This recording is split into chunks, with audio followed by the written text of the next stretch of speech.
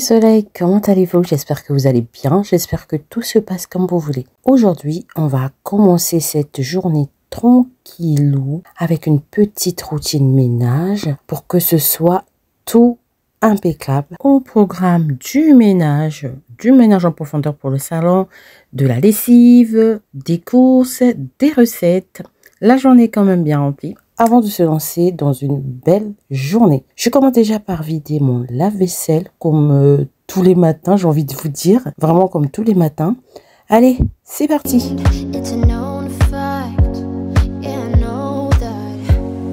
Une fois que j'ai sorti toute la vaisselle, je range ma vaisselle. Je trouve que ça fait du bien de tout remettre à sa place pour commencer la journée sur des bonnes bases. Je suis sûre, mais vraiment, je suis presque sûre, on va dire, que vous ressentez cette petite satisfaction comme moi quand tout est bien organisé. Je suis sûre. Ne me dites pas que je suis seule quand je finis de faire mon ménage et que j'ai cette satisfaction. Bon, allez, bref. Once you've seen all the things, all the places, I hope it means that you'll come home to me. Un petit coup de chiffon microfibre sur le plan de travail. Hop, hop, hop. Et c'est terminé. Wish that I could stay in this moment forever, so I can hold you in my arms. I will carry you on my shoulders as long as I'm able. Scare the monsters under your bed. Deep in the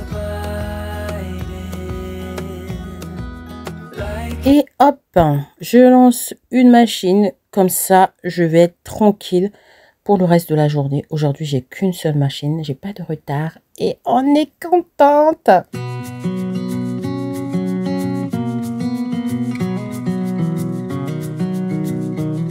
Et on passe au nettoyage du salon.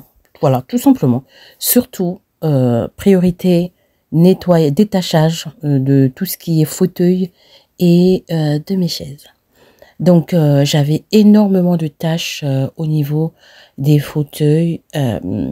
Alors comment vous dire que c'est juste le résultat d'une procrastination, tout simplement. Et j'étais pas motivée, j'étais pas du tout motivée pour le nettoyage des fauteuils. J'étais pas motivée pour le nettoyage des chaises, parce qu'il faut savoir que pour les chaises surtout, là franchement c'est carrément de la procrastination. Je préfère me l'avouer parce que j'avais enlevé des housses que j'avais lavées et depuis au moins 3 semaines, je les ai pas remis. Et je voyais bien quand les enfants mangeaient des fois, il y avait une petite sauce par-ci.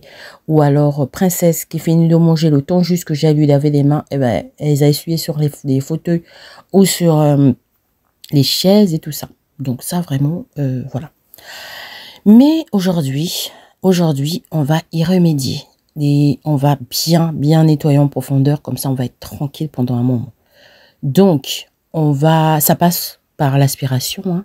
Donc là j'ai enlevé toutes les assises et les dossiers du fauteuil afin de bien aspirer, vous savez, les coins où on ne sait pas pourquoi, mais on retrouve des choses inédites, hein. Chez moi on retrouve des piles, on retrouve des peignes, on retrouve des crayons de couleur, des stylos, des pièces de monnaie, bref. Donc, j'ai fait ma récolte. Une fois que c'est terminé, j'ai aspiré. J'ai terminé d'aspirer. Et là, on va sortir les gros moyens. Aujourd'hui, c'était vraiment le bicelle ou rien. Vraiment, c'était la champigneuse ou rien. Parce que, non, c'était pas possible. Il y avait vraiment des tâches, hein, mais vraiment des tâches. Donc là, j'y suis allée. Et hop, hop, hop, on y va. L'huile de coude, il était à son maximum aujourd'hui. Parce que c'était vraiment toutes les 2 grandes assises du canapé, quoi. Donc, il y avait vraiment des étendues entre le lait qui a coulé, du chocolat qui est de Princesse, des... Oh là là, laissez tomber. Ensuite, une fois que j'ai terminé avec les fauteuils, je m'occupais du tapis. Pour le tapis, on va aller sur 2 faces. Donc, je vais déjà aspirer les gros morceaux. Ensuite, je vais venir assainir et désodoriser avec du bicarbonate et de l'huile essentielle. Je vais laisser poser et ensuite, je vais re-aspirer pour enlever le bicarbonate qui est sur mon tapis, tout simplement.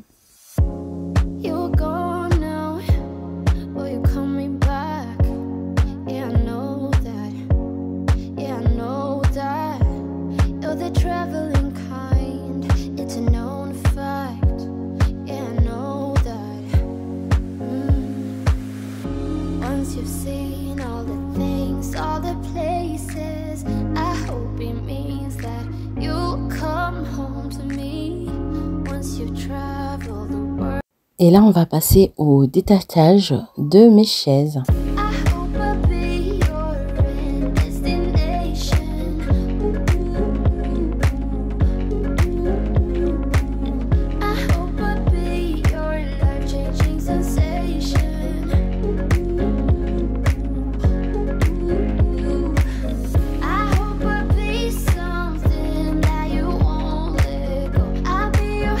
Ménage check, on va passer à la préparation des desserts. Donc, je vais faire des crêpes, tout simplement parce que pour moi, les crêpes symbolisent l'abondance et la prospérité. Et je trouve aussi que c'est facile à préparer, elles sont parfaites pour un moment de partage en famille et elles peuvent être agrémentées de plusieurs manières. Pâte à tartiner, confiture, sucre, chacun y trouve toujours son bonheur. Ensuite, je vais faire des gaufres, mais des gaufres un peu différentes, un peu plus gourmandes, dans le sens où je vais mettre de la compote, enfin bref, je vais changer en fait ma recette de gaufres. Je trouve que les gaufres, ils apportent une touche croustillante et festive.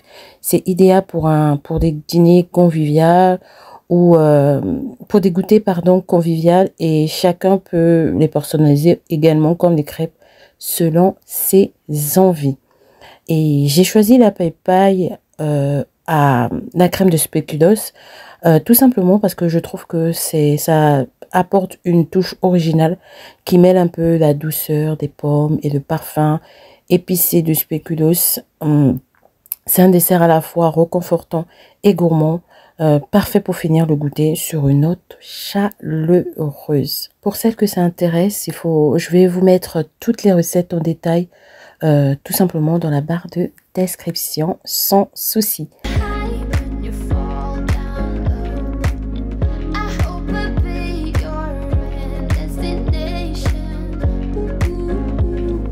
J'ai choisi ces desserts pour Mardi Gras, tout simplement parce que pour moi, ils évoquent la tradition, ils évoquent également la générosité et la convivialité, tout en créant une ambiance cosy et festive.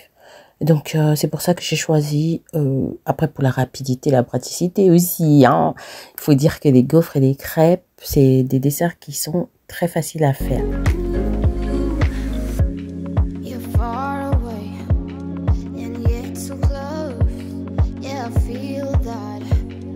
L'intérêt des desserts que je vous présente aujourd'hui pour Mardi Gras, c'est avant tout de célébrer cette tradition gourmande avec des douceurs généreuse et réconfortante. Mardi Gras est une fête où l'on se fait plaisir avant le carême, en profitant des recettes riches, des recettes savoureuses. Et bien pour nous, comme vous avez vu, on a choisi crêpes, gaufres et apple pie. Alors pour l'apple pie, vous avez vu, j'ai lavé mes pommes, épluchées, découpées en morceaux comme ça. Ensuite, je vais faire revenir le beurre. Je vais faire revenir mes pommes dans du beurre avec des épices comme de la cannelle. Ensuite, je viens bien faire revenir. Je rajoute pas du sucre parce que vous allez voir, il y aura un ingrédient, comme je vous ai dit, le spéculoos, la crème de spéculoos qui est assez sucrée. Donc, je n'ai pas besoin de sucrer mes pommes. Pendant que mes pommes sont en train de fondre, sont en train de cuire tranquillement, je viens étaler ma pâte dans mon récipient.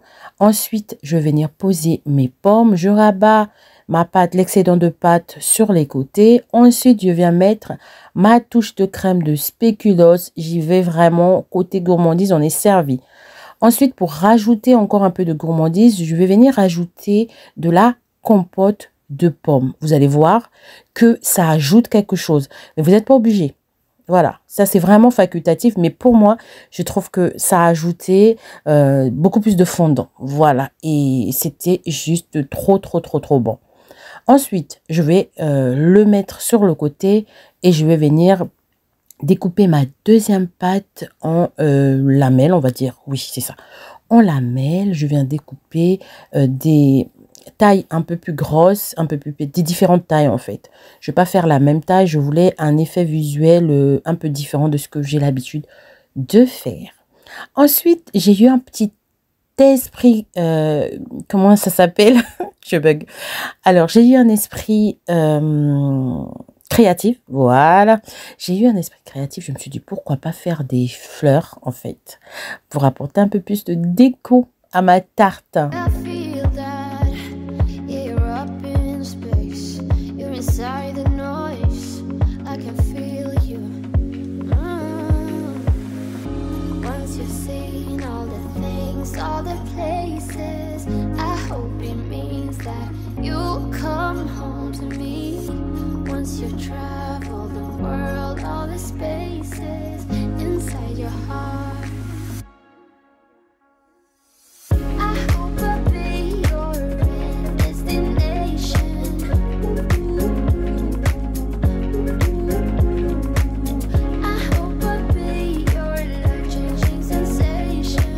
Ensuite, pour apporter un peu plus de couleur, je vais venir badigeonner ma tarte de lait, tout simplement. Mais vous pouvez faire moitié œuf, moitié lait. Vous pouvez faire que jaune d'œuf. C'est comme vous voulez. Tu veux ouvrir le four? Ouais?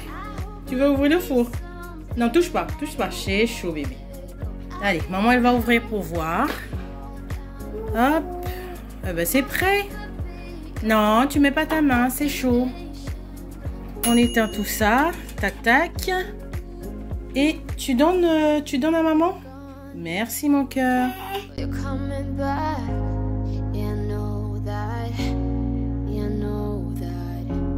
You're the traveling kind. It's a known fact. Yeah, I know that. I hope I'll be your destination. Et voilà, j'ai terminé mes préparations. Maintenant, on va remettre un petit coup de propre dans la cuisine. Je vais faire la vaisselle que j'ai utilisée. Comme ça, on repart à zéro du côté de la cuisine. On sera tranquille. On va sûrement le ressalir pour manger notre notre butin. Non, c'est pas un butin. Mais pour manger toutes ces gourmandises là. Et puis le soir aussi, on va devoir manger. Donc on va ressalir les assiettes. Mais ça, c'est pas grave. Je préfère m'avancer comme ça. On est OK. Donc je vais faire ma petite vaisselle. Je vais donner un coup de nettoyage sur l'évier. Et puis ça sera bon. Une fois qu'on aura terminé ça, on va aller chez Lidl tout simplement. Alors vous avez remarqué que vous me connaissez de toutes les façons. Vous savez que quand je fais la vaisselle à la main, j'aime bien aussitôt. C'est très rare que je laisse traîner la vaisselle sur le plan de travail. Donc c'est ce que je fais. Je vais essuyer tout simplement ma vaisselle. Une fois que j'ai terminé de les essuyer, je vais les ranger. Comme ça, on reset. On remet tout à zéro. On aura la cuisine nickel quand on va ranger les courses. On n'aura pas à être encombré de vaisselle et tout ça, tout ça.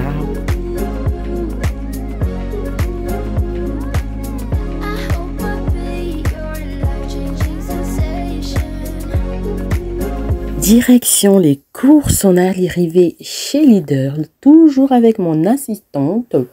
Donc on va faire quelques petites courses, beaucoup de fruits et les petits ingrédients qui manquent par-ci et par-là à la maison. On a notre liste, on est OK et on est au taquet.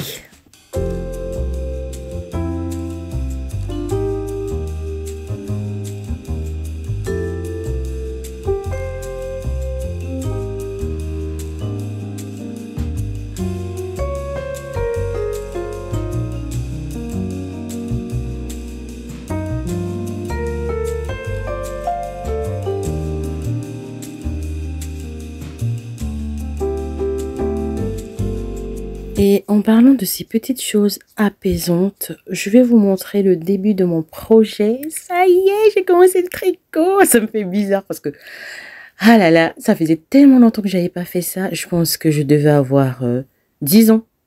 Et là, j'ai la trentaine. Donc, imaginez le temps qui est passé sans que je puisse le faire. Vraiment, quand j'avais 10, 12 ans, je faisais beaucoup avec ma grand-mère et tout. Et là, me revoir faire ça, c'est comme du vélo en fait. C'est parti tout de suite.